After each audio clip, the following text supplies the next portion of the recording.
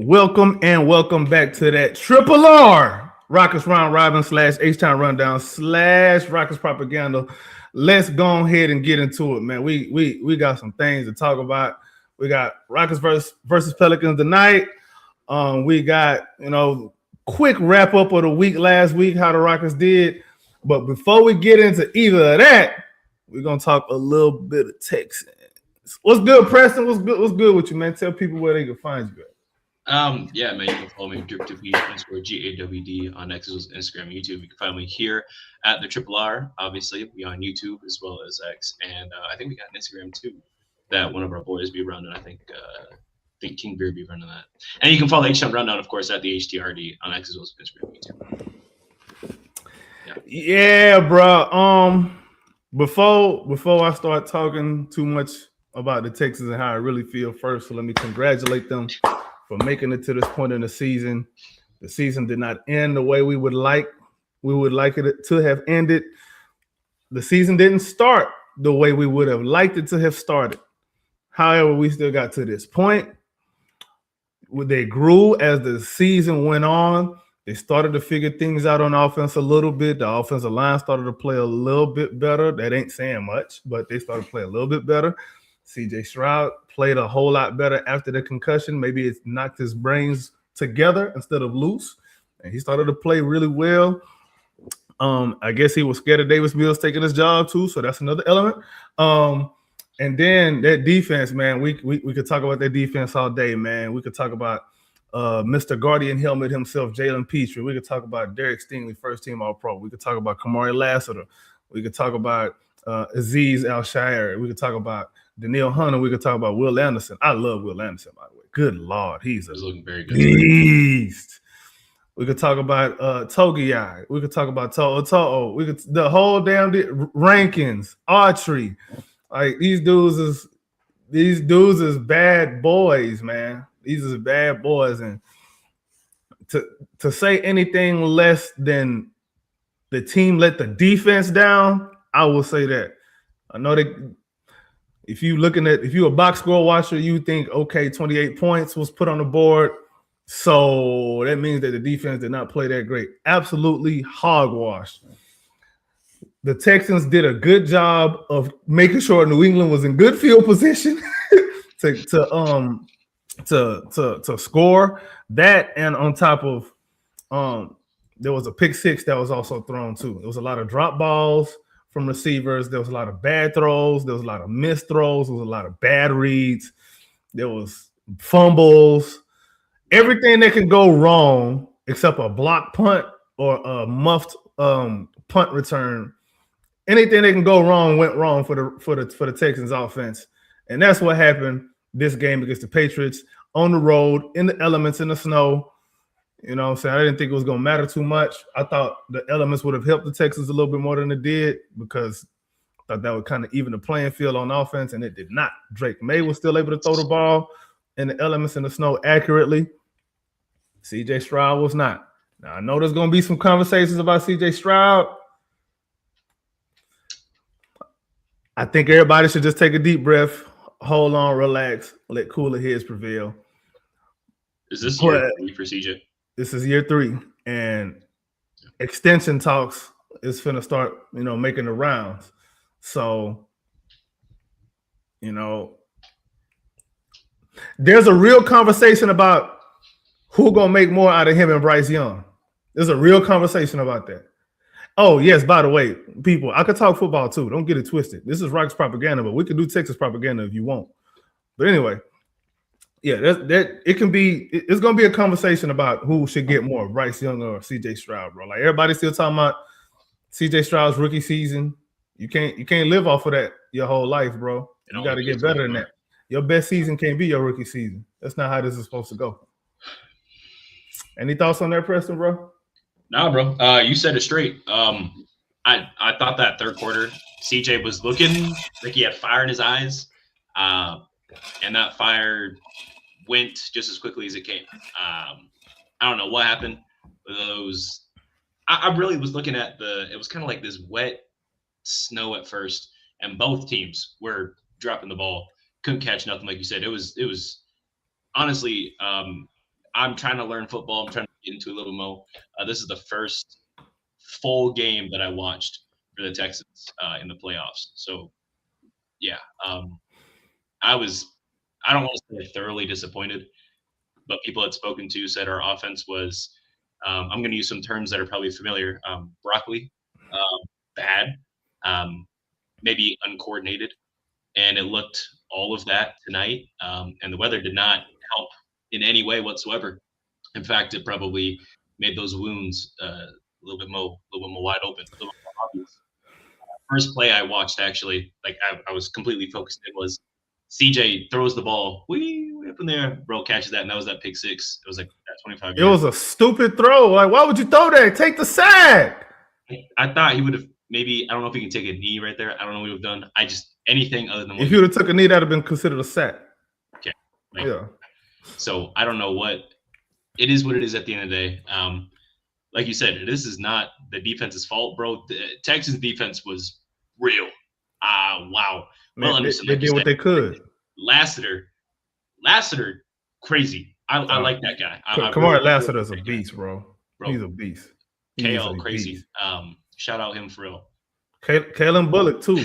Like they did their thing, man. The offense, the offensive. Hey, similar to the Rockets. The offense let the defense down. Simple as that.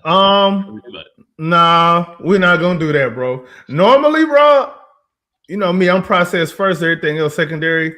I agree. But at the beginning of the season, bro, okay, we could blame the offensive coordinator, Nick Caley, at the beginning of the season. But as things progressed and things got a little bit different, and they kind of started to gel a little bit as a team offensively, I was looking less at Nick Caley's play calling, although, yes, it is a little bit conservative, but I think I'm understanding why it's conservative now. Because maybe he doesn't trust C.J. Stroud to make some of these next level reads that he needs to be making at this point in his career. That's probably the reason why. And he's trying to protect C.J. Stroud from himself. That's kind of what I'm looking at. If you want to say it, if we're going to blame the play calling and the play calling being so predictable, this is probably the reason why. And the offensive coordinator ain't going to put his head on the line to prove a point that the quarterback is better than what he is. That's not smart, bro. That's not smart to do. So it looks like man. It's like no. What was his quote? What was his quote? No, we're not. We're not ready to be doing this yet. So we have to run basic offensive sets. That's what that sounds like to me. But we can't even do that. We can't even do that. Bro, check this out, man. Yeah, go ahead. So before the game, in my mind, I'm thinking, okay, this is going to be one of them games where we got to run the ball and a lot of short, quick throws, possibly to the tight end. I was expecting Woody Marks and Dalton Schultz to kind of be the linchpins of the offense, seeing as Nico Collins was out. So no deep threat. So he out of the picture, so we're going to modify how we run the offense a little bit. I'm expecting that a little bit, and none of that happened. Bro, we ran the ball for 22 times total as a team. 22 rushes, and we had 48 yards. That's 2.2 yards a carry, bro. That's ridiculous on top of having 4 interceptions, and then we fumbled the ball once too. Like, it's 5 turnovers, bro. That's 5 we had 5 turnovers, bro, again. And I said last week, we cannot continue to do this. We can't turn the ball over 5 times against this team. I don't care what people think about their strength of schedule so far. They play who was in front of them, and they did what they were supposed to do. What they supposed to do, lose more? No. They took care of business. And now everybody had, had their bias in mind because they didn't really trust Drake May. I understand. This is his first playoffs, whatever. I get it. It don't mean nothing, bro. It's still football at the end of the day. It's still football. You're not going to throw the ball at no different velocity, no different technique than you would week 1. You're throwing the ball the same way. You know what I'm saying? And then normally I would like to give the Patriots defense some credit for what they did to the Texans offense. No, the Texans offense was the best defense in this game. I know that sounds crazy, but the Texans offense was the best defense in this game. CJ Stroud was the best Patriot this game. I'm sorry, I hate to say it. I don't like beating up on players after bad games. I don't like doing that, bro. But this one on him, he got to take this on the chin and he got to grow from it, man.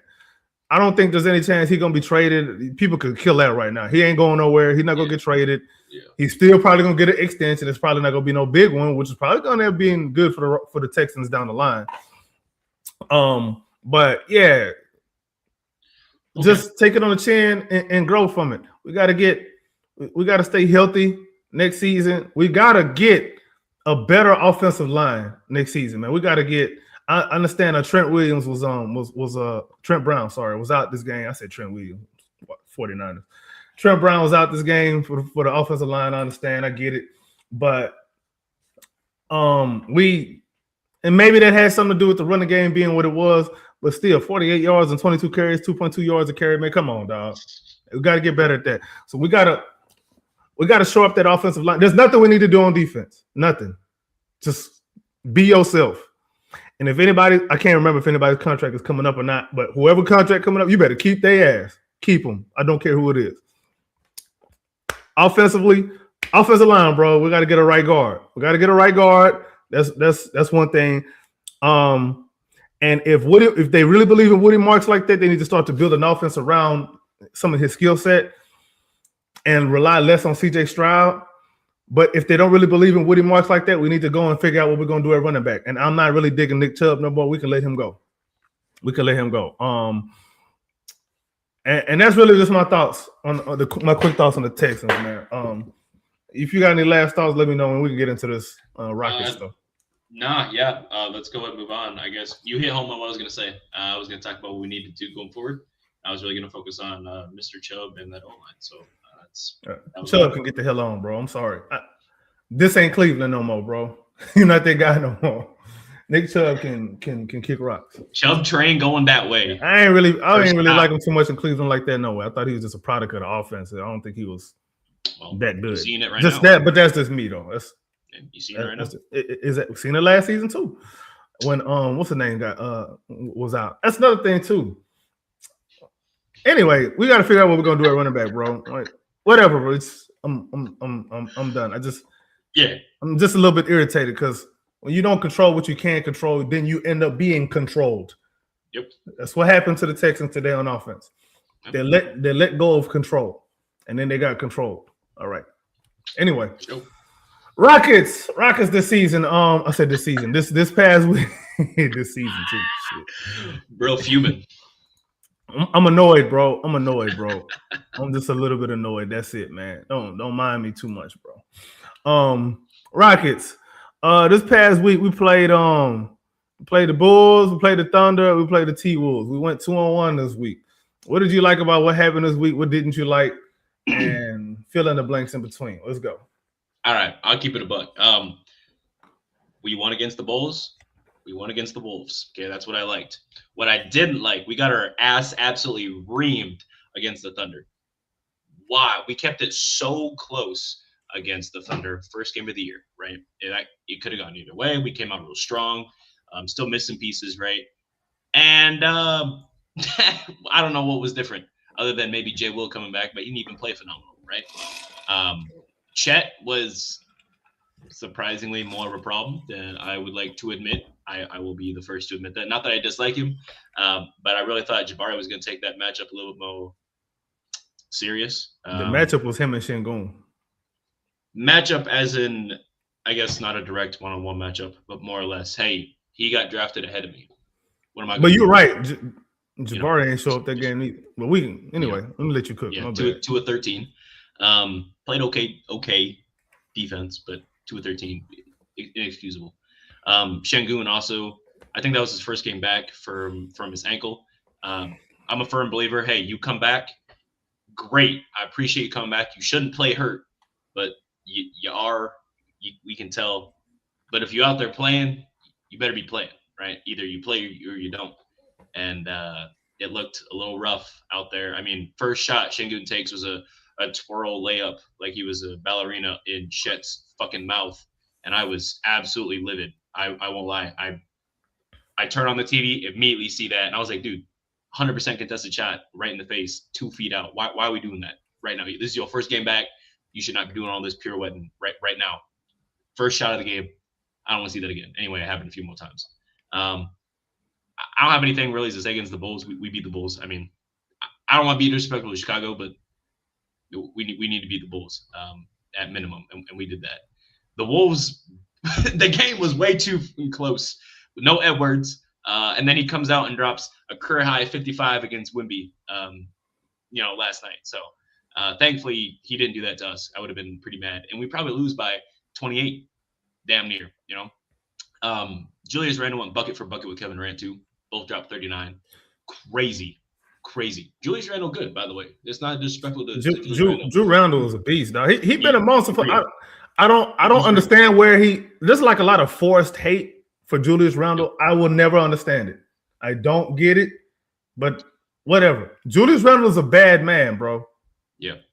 It's because he's not doing it in LA when he was there. That's what it's mainly Lakers fans. Yeah, a lot of that came from there. Yeah, you're right. I think you're right, bro. Yep. I mean, look at most play. Anyway, that's just kind of what I was seeing. No, you're right. I know what you're gonna say. Look at play. What happened when they leave LA? They start getting all kind of random ass slander.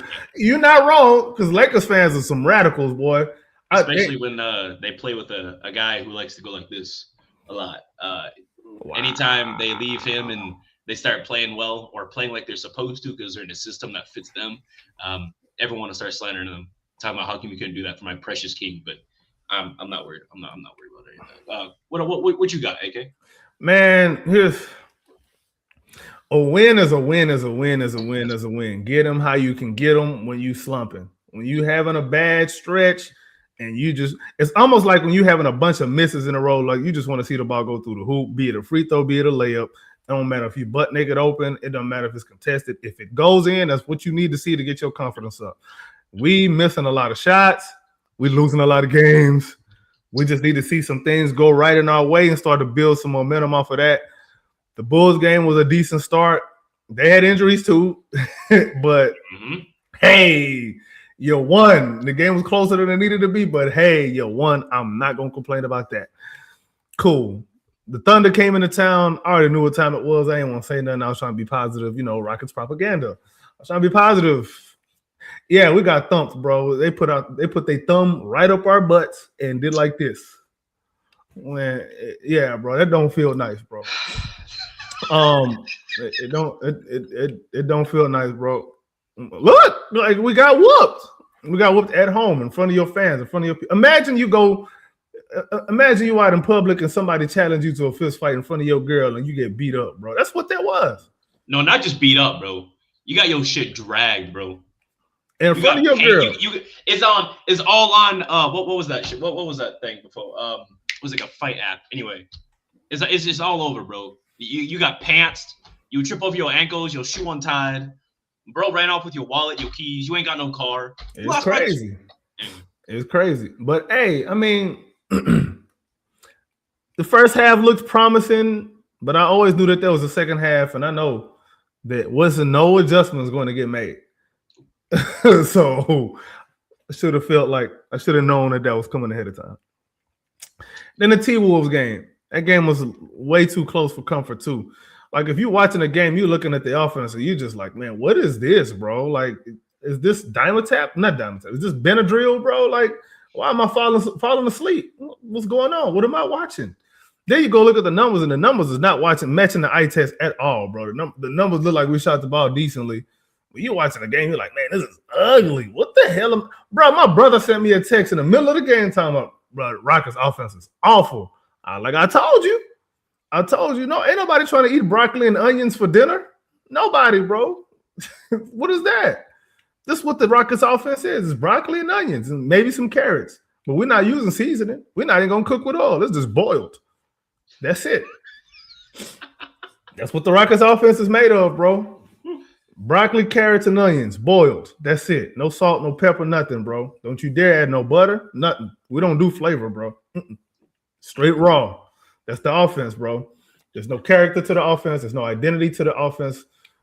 The things we do well, statistically, we don't do it enough. And the things we do badly, we do it too much. That's the Rockets offense. Because we have a coach that wants to play a certain way instead of playing to the strengths of his players. That's what happens. That's what happens, bro. That's what happens. But hey, we beat the T-Wolves. Without that, I don't care. We got the win the way we got the win. But but nothing has changed. Like, we're not getting the win because we made adjustments. We just got the win by circumstance, by happenstance. It's not like we're doing anything different. We're not doing anything better. That's just what it is. That's it. That's it, bro. So that's my thoughts on that, bro. Man, we can start touching on this Pelicans game right quick. Right before that. Yeah. One more thing. This is gonna make you really happy, right? You sure? Okay. Oh yeah, absolutely. No sarcasm. Here's another. I took away the salt for this one. Man. So in 2-point attempt frequency, right? Out of all the plays we run, 2-pointers, right? What do you think our percentage is? Not where we rank, just our percentage of total shots or 2 points, like in the paint or inside the arc.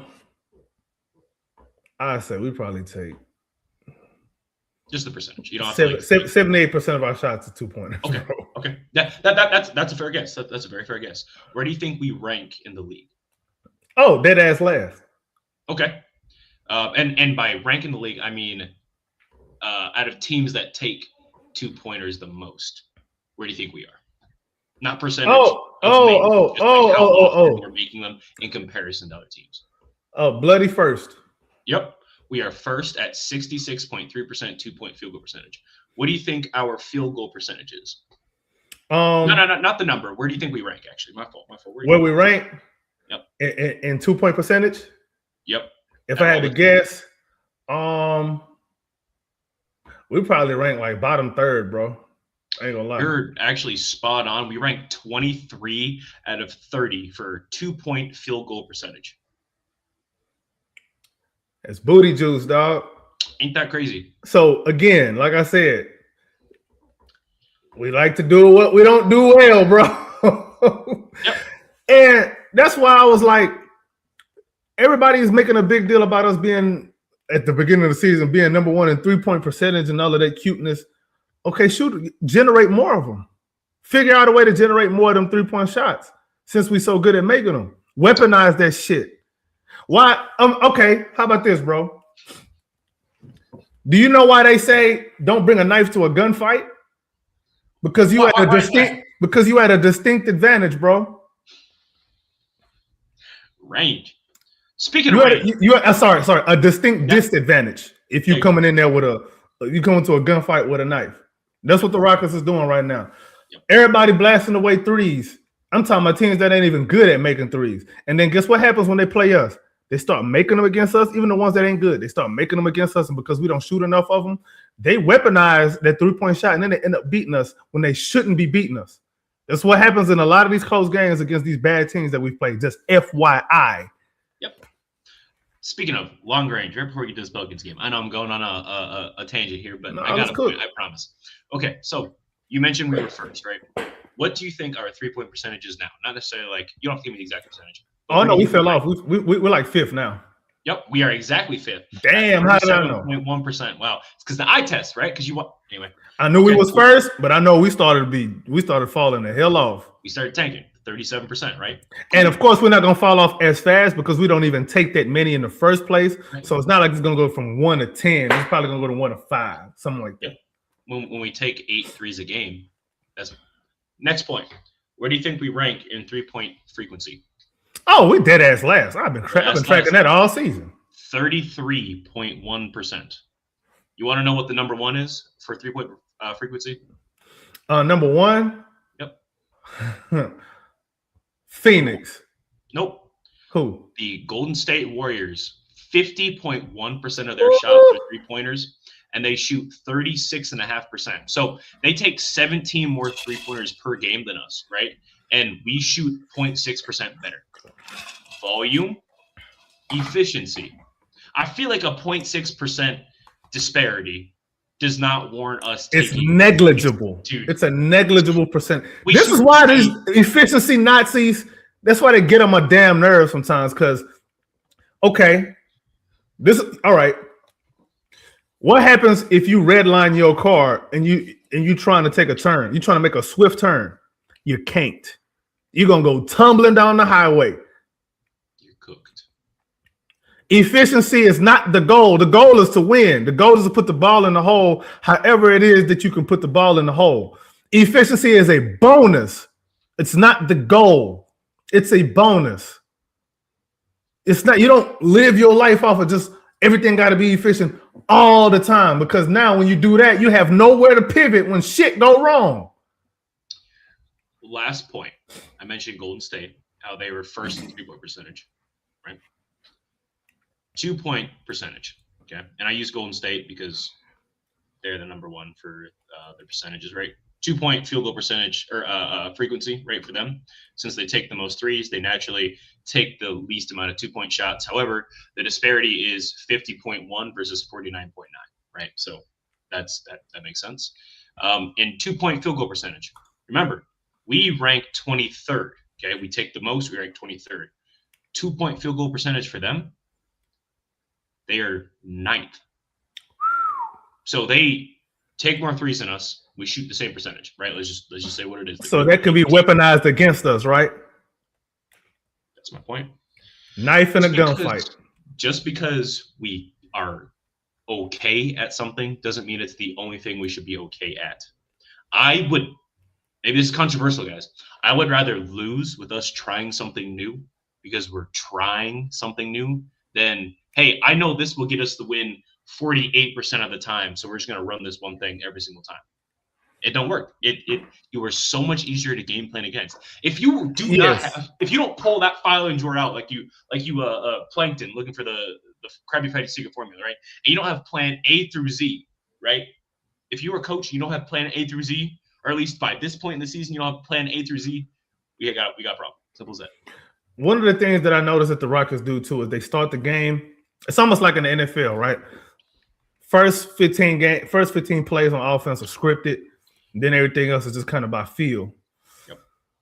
For the Rockets, they'll start the game off, the first quarter off, a little bit more organized, a little bit better. It looks like they're trying stuff that they probably tried out at practice. It looks decent, it looks better.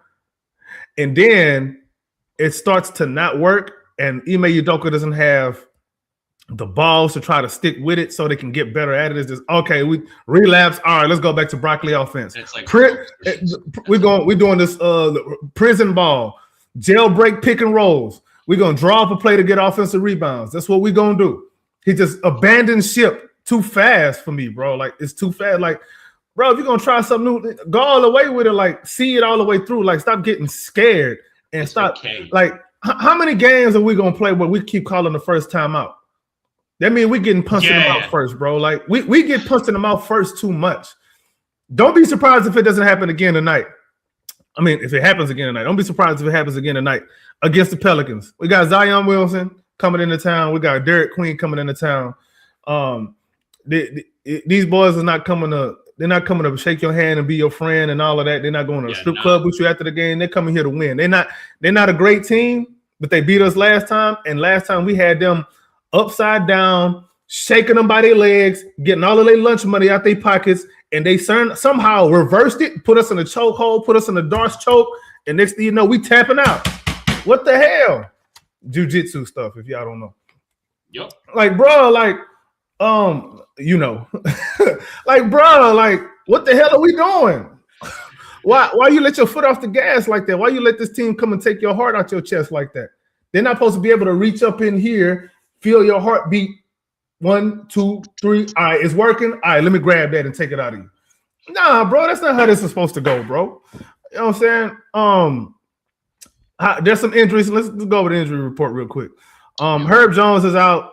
Jose Alvarado is out. And, of course, DeJounte Murray is still out with that Achilles. He ain't going to be back until, like, next month, maybe March. Yeah. For the Rockets, Tari Eason is out tonight. Yep. He's still out tonight. So there's that. So with all of that being the case, who are we expecting to step up for the Pelicans? Trey Murphy is having he's having a pretty, I say quietly. Yeah, quietly because they're losing. But you're having a good season. You know what I'm saying? Trey Murphy's having a really good season for them. 22 points, 40% from three, 50% from the field, 1.6 steals, 6 rebounds a game. He's having a great season. Yeah. One of the guys I think that I'm really high on, by the way, is Jeremiah Fears, bro. I like his chemistry that he has right now with Derek Queen. They just seem to have like a natural chemistry with each other, playing together. It ain't just hey, you go get it this time down the court. Oh no, you go get it this time down the court, and then we're gonna switch it up every other time.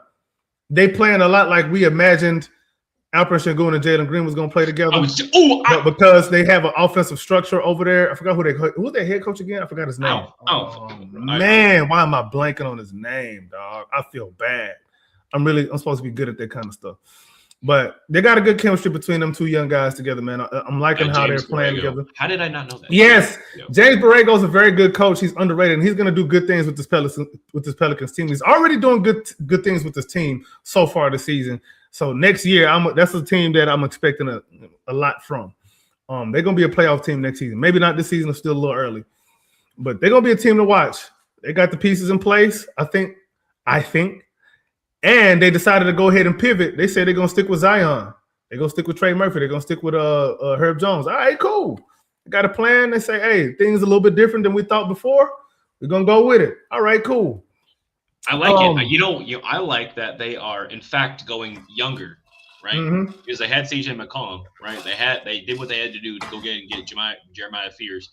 I like that they're keeping Derek Queen. What I really like is instead of going out and saying, hey, we were right there on the cusp, and then making a huge bunch of changes, right, and bringing in different people, right? They said, hey, we're going to stick to our guns and trust our guys and let them grow into their roles. That's what I really like. Yeah.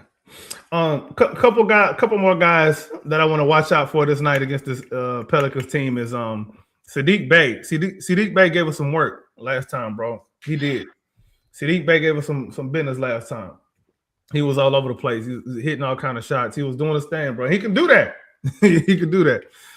Another guy too who's kind of been playing a lot less minutes, Yves Missi on the backup center. I think he's a starting center, but he's their leading shot blocker coming off the bench, playing the less minutes this season than he did last. He can lob threat. He's a really good defensive player. He grab rebounds too, offensive rebounds. We know somebody who likes that. He doesn't bring any redundancy to their offense. What he does is element to their offense. That's what I thought second unit players are supposed to do. They're not supposed to come in and do the same thing. They're supposed to be the antithesis of what you've seen on offense. Or at least, really on both ends. They're supposed to add a different element. Why do you have so much of the – to me, I don't like the idea of having too much of the same thing on offense because you become I said offense. Why I keep saying on offense? It ain't good to have too much of the same thing because you become redundant and predictable. And when you become predictable, you become easier to guard, or you become easier to game plan against. And then when the other team goes on a run, you don't really have nowhere to pivot because you was chasing efficiency. Because you wanted to play one way and one way only. This is what happens when you don't diversify your portfolio. If you're an investor and you only invested in Google, what happens to your portfolio when Google go down? Everything go down because you're not invested in multiple different lines of business. You're not invested in nothing in finance. You're not invested in nothing in other technology products. You're not invested in construction. You're not invested in real estate, other kind of stuff. Anyway, let me not even go into that. I'm just making analogies, people. I'm trying to make it easier for y'all to understand since they say I'm a little bit too complicated. Before we move on here, because we talk about Missy here, I was looking at you like, man, he gets offensive rebounds too. I was like, man, I wonder how many offensive rebounds a game he gets, right? He gets the same amount of offensive rebounds a game coming off the bench as Alperen Sengun does starting. Just want to put that out there. Just putting that out there. It's very interesting. Athleticism goes a long way, you'll say, especially when you have it does, especially in the front line. Especially. And no, this isn't a shot at anybody, right? But our identity is rebounding, right? And they got players off their bench doing just as well as their starting lineup. So just. If anybody takes that as a shot, they're just looking for a reason to be upset. Like, we're just calling out exactly what we're seeing. Like, roster construction is definitely a problem. I'm not necessarily going to put too much of that on Ime Udoka, but he does have influence. And if Rafael Stone is only bringing the ingredients that the chef is asking for, then we're going to expect the chef to be able to cook what you say that you're going to cook. You know what I'm saying? Yep. I don't think Udoka's a chef. I think he's a cook. Okay. Let me give you this analogy. A chef from your favorite 5-star restaurant can go to Waffle House and make them same waffles and pancakes. But the cook at Waffle House cannot go to that same 5-star restaurant and whip up them same award-winning 5-star meals. They can't do it. A cook and a chef are not the same. A chef can cook. A cook cannot chef. A cook only follows directions. A chef knows how to redirect things and adjust according to his ingredients and make things feel as the best that they can. Understand that. You said a key word there. Adjust. Can you use that in a sentence regarding the offense? The Rockets offense does not adjust when teams go zone. When the team goes zone, they still try. How are you trying to ISO in a zone? How you do that? Just get Kevin Durant at the top of the key, posting up at the 3-point line. We are still top 3 in ISO frequency, by the way. So would you say that ISO has been successful or not successful this season? We're one of the worst ISO teams in the league, but we run it the most. Our scoring frequency in ISO last time I checked was bottom 5, but we was number 1 in frequency of running ISOs. Yep. You know why? Because that's the safe space of Ime Udoka, the least turnovers possible. Meanwhile, that's what is actually giving us to turn the ball over because defenses know how to play Kevin Durant. You're going to force him right and bring help on the side that he just left. And once you bring that help because you know somebody's going to try to flash open, turnover because he's passing right. He's seeing one guy, he's not seeing the help defense. He's done this his whole career. He's always going to the right wing. When he's at the top of the key, you want to ISO at the top of the key. He gets forced right to the right wing. He tries to pass it back to the middle, and it's always a pick 6. Every time, bro. Watch. It's going to happen tonight. In the second half, when they get tired of getting their ass bust, because the Rockets going to start off busting ass. In the second half, James Borrego and them going to make an adjustment. Hey, cool. We're going to run cover 2 now, bro. We're gonna run cover 2. We're gonna stay in his zone. And when he pass going to the right wing, when he's going to his right wing and he's trying to pass going back left, we know that's a pick 6. We're taking that to the house. And it's gonna work. So that's just I've seen this every game, bro. This is what teams do to us. When they start making these comebacks, they go zone or they start blitzing KD at the top of the key, or when he's going to that right wing, because he's not going to the left wing, he's going to the right. Never. He tries to pass back to the middle, and it's a turnover. It happens every time. Watch. You're going to see. It's also when he throws that like weird lob pass. Like you don't try to bullet pass it. He passes the ball lazy. Here. It's a lazy pass. Bro, lazy stuff. And if you're a good coach, you're supposed to save KD from himself. Don't put him in them positions that are disadvantageous to him and the offense in general. You know what I'm saying? I just wish that he coached offense the same way he coached defense. He coaches defense with fire. He's proactive on defense. He's trying to get after guys, but on offense, he's way too conservative. Way too conservative, predictable. Some of that is roster construction. Yes, some of it is that. Other part is also philosophy, because when the roster construction was a little bit different, you were still doing the same thing, buddy. So I have better news for you before we end off. Man, so stop lying on this Sunday. Our record right now is 24-15, right? Mm-hmm. Last year, through 39 games, our record was 27-12. I was told that somebody was holding everybody back. I was told that he had these guys in shackles and chains, driving the whip chain right there, hitting everyone while he needed his 18 shots a game. Ankle weight. I was told he was a black hole on offense and we couldn't win. Hey guys, we have less wins right now with Kevin fucking Durant on our team. So I'm only reacting like this because. So hold on. So what you're saying is new pieces, same problem. So the process may need an adjustment. If you're gonna get new pieces, you probably need to adjust your process too. And that's the problem that I have with Udoka. New pieces, same process. No, you adjust to the players that you have, Mr. Hey. Like, come on, dog.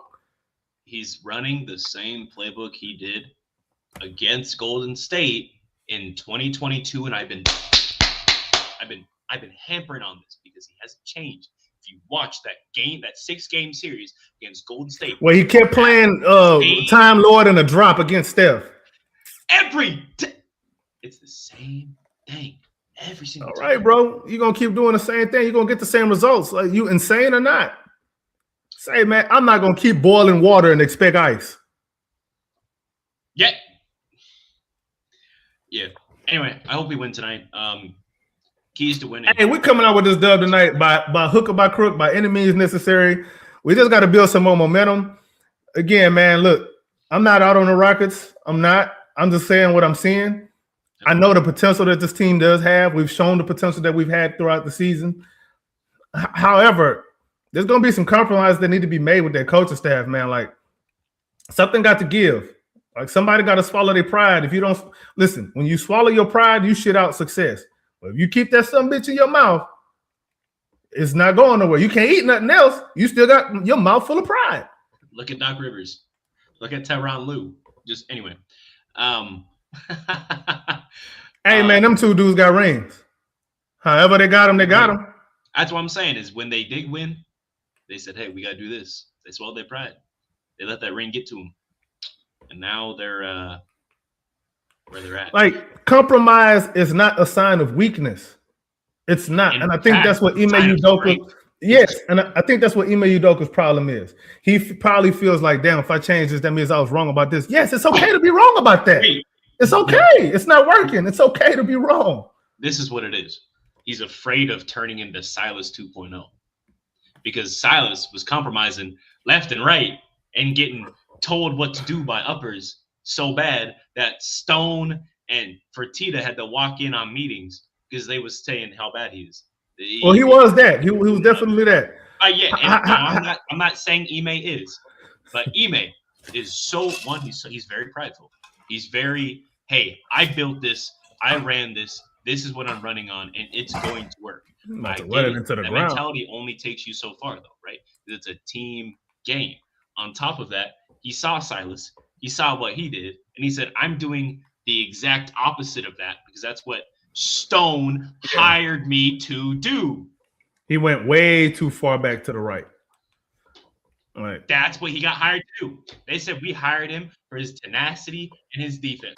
They didn't say anything about his adjustments, his high offensive IQ. When they hired him in that interview, they didn't say not a word about his offense. They said defense, defense, defense, defense, defense. Rebounding is that. Those are things they talked about. That's what he's doing. I'm gonna say this too, though, bro. When you listen to him talk pregame, he'll talk about ball movement, this and that, man movement. And then if we lose a game, the first thing come out of his damn mouth is talking about some toughness. Toughness is not a strategy. Hope is not a plan. Because what if the other team tough too? Then what do? You're supposed to be able to out scheme them, out plan them, out process them. But Ime Udoka not doing that. He's just trying to bench press people. What if I could bench press too? I understand we got Steven Adams out there. But we also got Reece Shepherd out there. Okay, so that's another problem. Why are we building our team around offensive rebounds? Why are we building our team around Steven Adams? Because we know that we have a coach that's not going to draw up no play to put in a shot. He's going to draw up a play for an offensive rebound and a putback. That's our best play. You know that's our best play, right? Yeah, the putback. All right, cool. And not no putback dunk either. It's that putback layup. That's another thing. Rebound. Bro, if you're going to be boring, win. Yeah.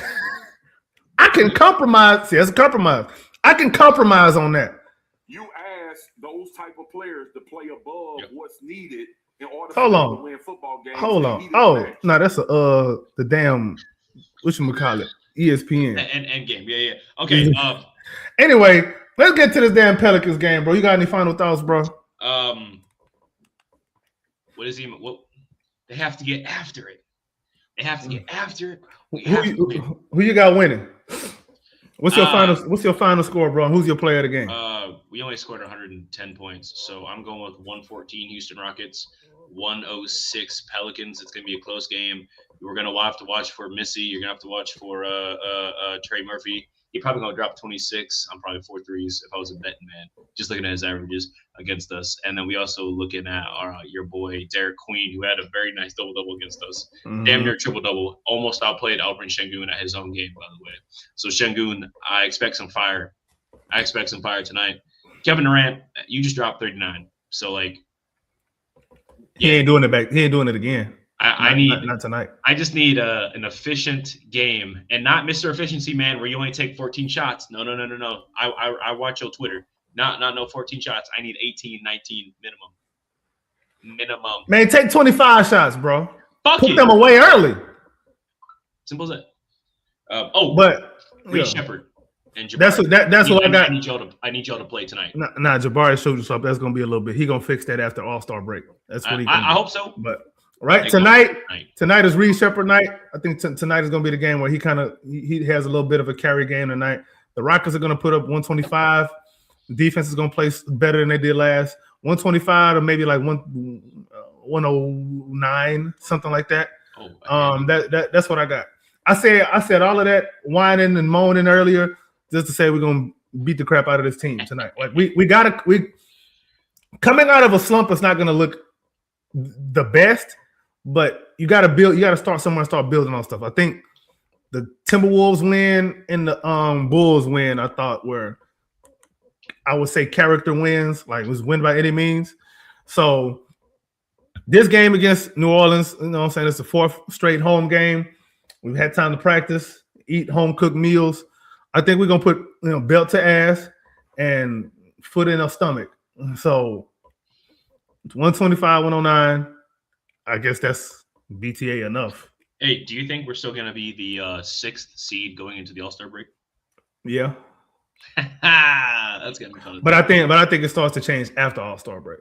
After All-Star break, I ain't gonna lie, man. I'm still expecting 2 seed, bro. I'm not letting up. I'm sorry. Maybe I'm stupid. Let me be stupid then. I'll take it. Hey, it's out there. All right, game starting. Yeah. They got 9 minutes in, so maybe we'll run a post game if we win. We'll see what happens. Yeah.